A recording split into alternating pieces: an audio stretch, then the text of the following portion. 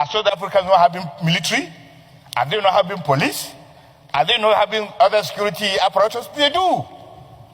And they have the gadgets. They have the ability to stop what has been happening. Have they done it?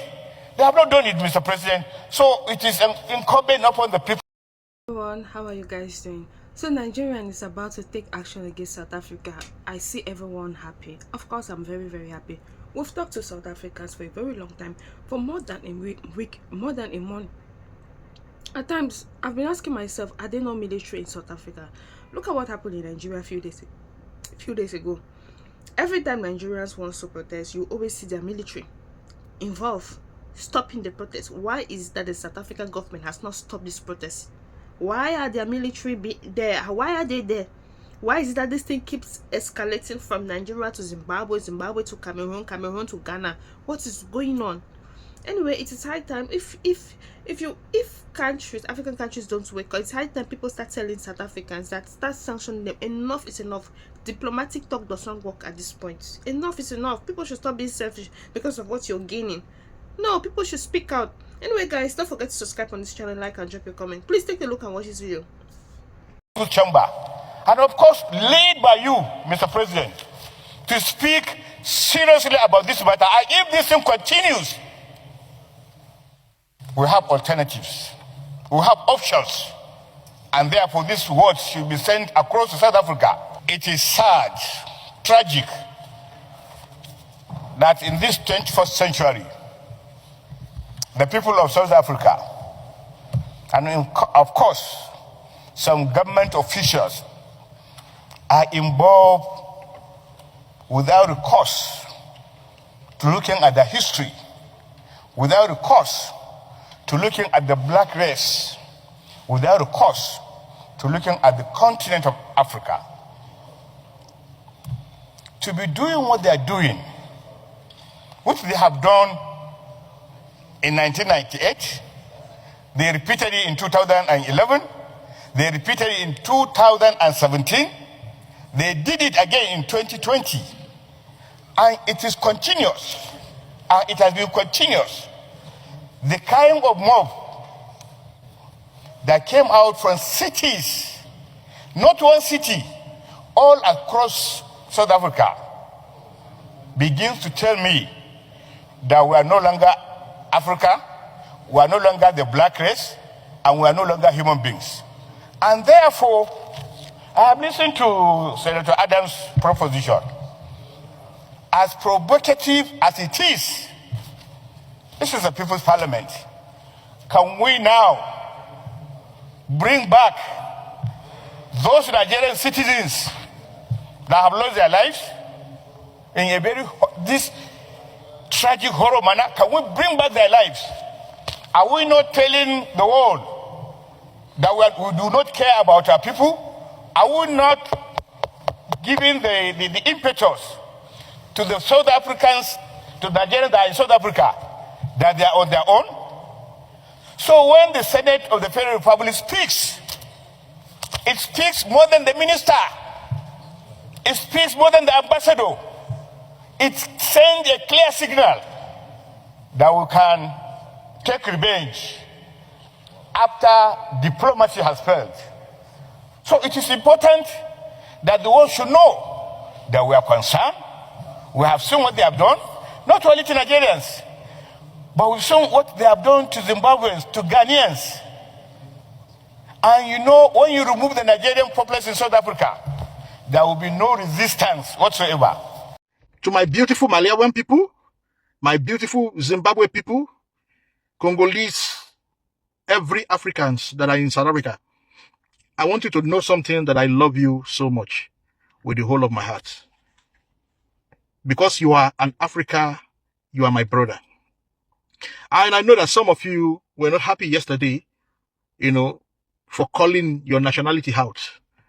But unfortunately, this season that we are in now is the season of accountability. I don't think that you guys were just going to sit down and watch me drag my Nigerian brothers like a rag every day, thinking that they are the only one committing crime in South Africa. A lot of other people are committing crime in South Africa including South Africans.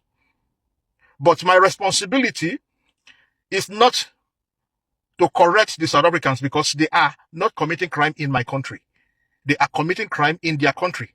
So whatsoever thing they are doing does not directly affect me and my people. That's why I leave them to put the house in order. This is not me trying to take side, trying to, buy my way around South Africa, and, put other African people. No. My own calling is to educate Africans on how to live and behave, in other countries we found ourselves. Now, I know that the Malawians, you are one of my supporters, and some of you have come out yesterday to express your dissatisfaction or, I don't know, your grievances that I mentioned Malawi. But unfortunately, Malawians are committing crime in this country. And when I say crime, it's not just an ordinary crime. I have had my experience with Malawians, when my brand new microwave, LG inverter microwave just stopped eating up. I brought these guys into my house and they wanted to steal my microwave away. If not that I have this Niger brain in me, I would have just, they did some things that I'm not here to talk about it. And there are many things that we've been hearing about, even with the crime that we mentioned yesterday. There is a police report to that. There is evidence to that. The Zimbabweans also, they are committing crime. Some of you too are not happy, but that is the truth. Organized crime, when a Zimbabwe lady will call her boyfriend to come and rob someone, and even on the comment section, many people on the comment section, they also express telling us their experience about Malawians and Zimbabweans, how they've been robbed. So unfortunately, you have bad eggs among you. You understand what I'm saying? That's why I always tell every Africans in this country, including my Nigerian people, I say, stop defending nationality. Because there are people who have brought damage to our nationality, who have tainted our nationality. So you trying to defend nationality, it's you trying to defend criminality. All you need to do is to defend yourself, is to show the world that you are a different Malawian, is to show the world that you are a different Zimbabweans, is to show the world that you are a different Nigerians, is to show the world that you are a different Igbo man, is to show the world that you are a different Yoruba man. Instead of defending your tribe and nationality, rather show the world that you are a different human being. And that's what I've been able to do.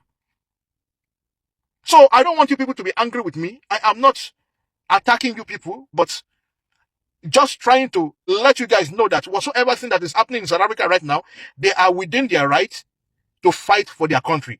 When you upset somebody, when you push somebody, to the wall, because they said every reaction triggers an opposite reaction. So there will be a reaction from whosoever you have been triggering, from whosoever you have been upsetting. So South Africans are within their right to defend their country when they feel cornered, when they feel disrespected, when they feel invaded. And that is what we have done to them. Instead of us calling them xenophobic, instead of us, accusing them of so many things, I brought out all those things for us, Africa, to understand the reason for their anger. That their anger is justified. That if we don't stop what we are doing, innocent people will die. Even some of us will die. This is a foreign land, a foreign country. If we want to have peace in a foreign country, mutual respect is very important. So Ubuntu is also the responsibility of every migrant in any foreign land.